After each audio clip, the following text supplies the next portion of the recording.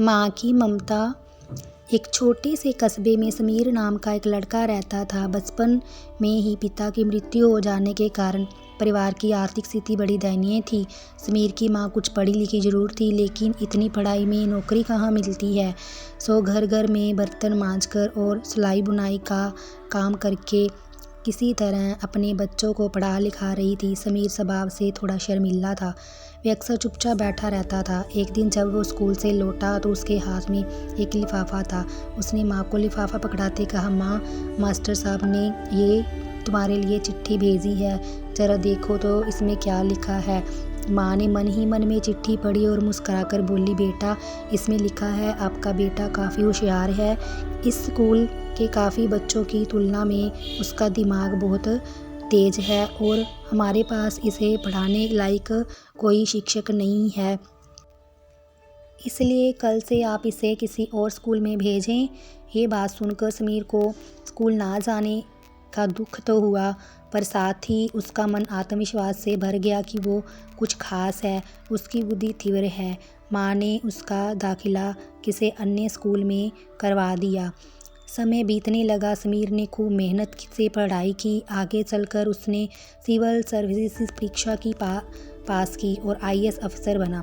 समीर की माँ बूढ़ी हो चुकी थी और कई दिनों से बीमार चल रही थी और एक दिन अचानक उनकी मृत्यु हो गई।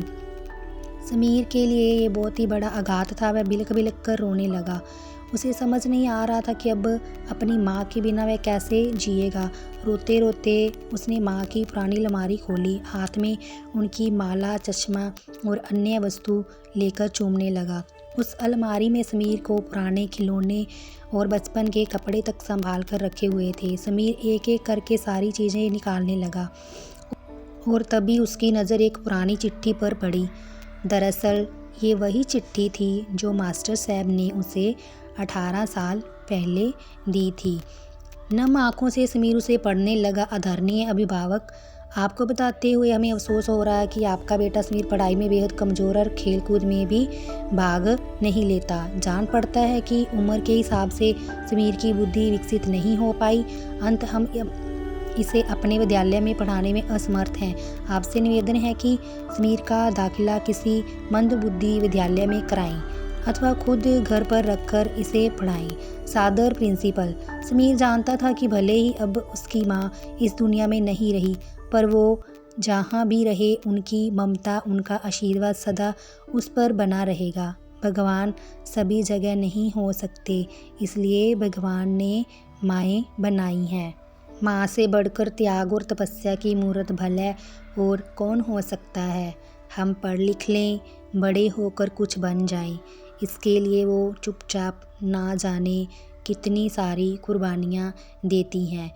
आप अपनी ज़रूरत मारकर हमारे शौक़ पूरे करती हैं, यहाँ तक कि संतान बुरा व्यवहार करे तो भी माँ उसका भला ही सोचती है। सचमुच माँ जैसा कोई नहीं हो सकता। दोस्तों, अगर आप अपनी माँ से प्यार करते हो तो वीडियो को लाइक शेयर ज़रूर करें और चैनल को सब्सक्राइब ज़रूर करें।